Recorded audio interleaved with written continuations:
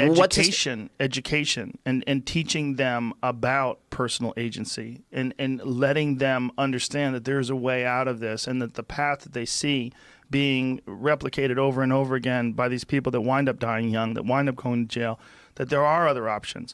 There's a lot of kids that never get that other information. Or if they get it, they get little blips of it, but the vast majority of the information, the vast majority of the influence they get is terrible. Well, I totally agree with this. And this is why I think the worst thing that you can say to a kid is you're born behind the 8 ball and no matter what you do, you're not going to succeed. Yes, right? That's literally the worst thing you can say to a kid. What you should be saying is, look at how your grandfather was born behind the 8 ball and look how hard he had to work in order to get ahead. And look at all the opportunities. That's true, though.